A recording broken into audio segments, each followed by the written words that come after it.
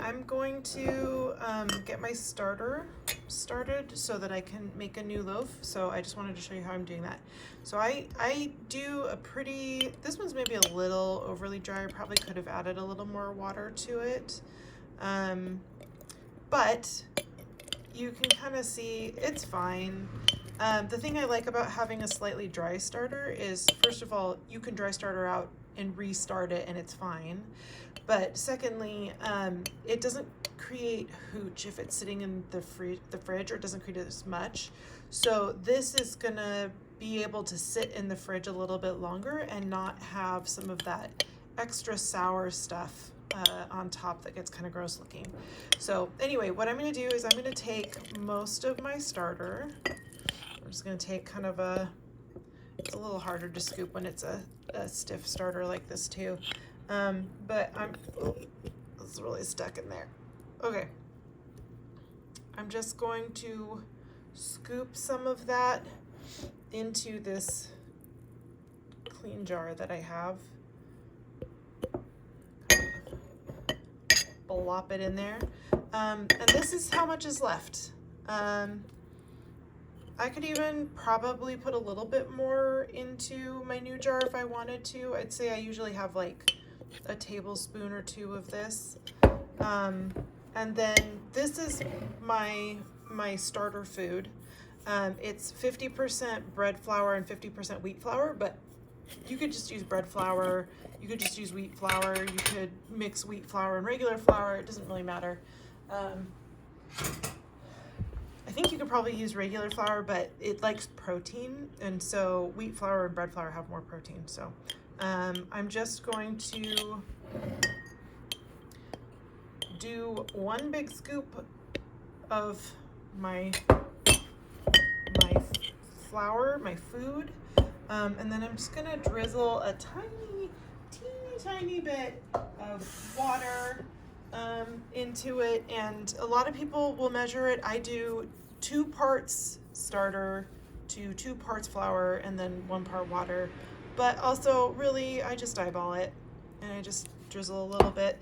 That's probably not quite enough, but I'm gonna kind of go slow so that you can really see how to feed your starter. So see how it's starting to kind of like clump up and like it looks a little flaky. So that's not enough water. So I'm gonna add a little bit more. And you can really go as slow as you want or need to. And okay, that's still a little bit dry. You can see it's still kind of got these like dry clumps. So I'm just going to do a little more. Mix it up. Okay, now it's kind of getting into be like a wet paste. It's really like when I push on it, I can feel it's kind of resisting my spoon going through it. So this is fine. You could just leave it like that. That's gonna give you that same kind of like dry crust that we just saw. So I'm gonna maybe just add just a teensy bit more water. And it really doesn't matter. Like you can, so a lot of people do 1 to 1 to 1, so 1 part starter, 1 part flour, and 1 part water. Some people do 2 parts starter, 2 parts flour, 2 parts water. Some people do all kinds of different things. You'll see a bunch of different ratios out there that people do. Just play with it and kind of see what works for you. I like this because it's a little bit lower maintenance. I do make a loaf typically about once a week, so my starter does get fed pretty regularly. But Ben made a loaf recently, so it's actually been probably about 2 or 3 weeks since I made a loaf, and you can see that it kind of got dried out and there's all this like crusty junk on the side, and that's fine. Because if my starter were to die, I could probably scrape some of that off and use it. I do try to keep some dried starter on the side just in case. But, okay, there we go. So that's looking pretty good. That's like a consistency that I'm pretty happy with. It's not super liquidy. It's still kind of pasty, but it's not thick. Like I'm not struggling to push my spoon through it. It's kind of giving way pretty easily. So I'm happy with that. So that's good. This is my one that's going to go in the fridge. So I'm just going to take my lid and I'm setting it on top. I am kind of like, they have the grooves and stuff that it sort of sticks on top of. I'm gonna try to kind of like get it past the grooves, but I'm not tightening it. I'm closing it, but it's sort of like, you can see it kind of wiggles. So there's room for the gases to escape. So I'm gonna take that, stick that back in the fridge. So that's that. And then, okay, part 2. So here's my little loaf that you can see I'm almost out of. And it has flax seeds and chia seeds in it, which I would wait till later to do mix-ins for you. But I have probably about 1/4 cup of starter in here. So I'm just gonna do a 1-to-1 ratio. You know, it's kind of like, that looks about equal-ish. Maybe add a little tiny bit more flour, but like, it's more or less what it is. Okay, so then I'm gonna just pour some water in here, and I'm just doing the same thing I did before. So kind of push it around. It's really stiff, so my spoon is kind of not wanting to go through it. So I'm just gonna mix that in until all the water gets in there. And you can see again, it's kind of flaky. That's fine. Just add a little bit more. And mix. There we go. Still kind of, you can see, I don't know if you can see or not, but when I push my spoon through it, it's not really giving way. Like I kind of have to, I'm really like kind of pushing my spoon to get in there. So I'm gonna add a little bit more water. I want it to be just a little bit looser. I might have added more water than I intended to. That's fine too. It's really not a big deal. You just kind of want to have it, like, it's pretty forgiving, honestly, because this starter is freaking awesome.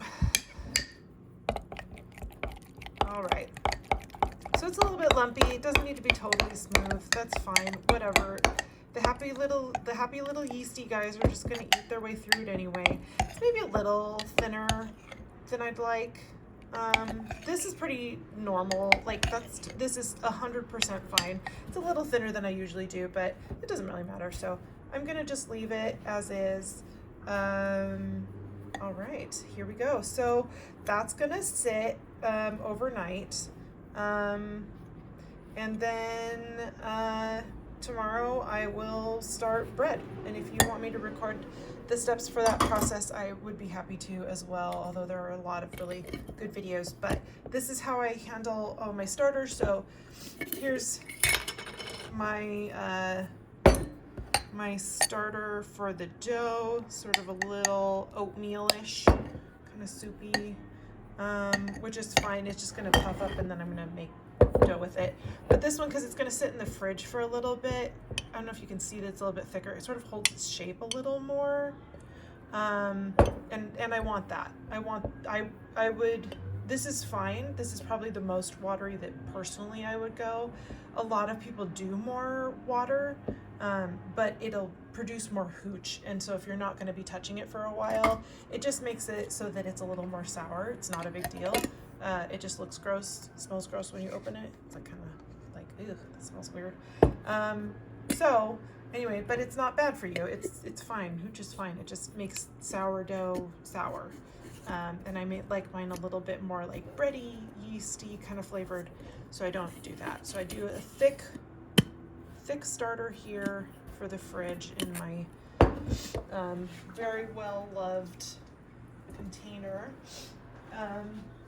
And then the last thing I want to show you is, because I want to see this one, that's my container for the bread, I'm gonna scrape down the sides.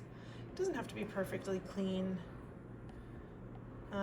So scraping down the sides. Okay, there we go. So do it like that. And then if you have, I'm just gonna set it on top. I'm not even gonna put the ring on it. I'm just gonna set that off to the side. So just set that on top. And then if you have like a rubber band like this, then you can kind of line it up. Oh, I gotta keep it straight. So let me see here. So kind of line it up with where the starter is right now. And then that sort of shows you where it is at the moment. And then that'll end up rising, and you'll see it'll stick to the sides, so you can kind of see like, oh, it got all the way up to the top. And if you're concerned about this overflowing, just stick it on a plate, so it's easier to clean up. So that's it. That's my starters that's the flour. So here's my starter for the fridge, starter for the dough, and there you go.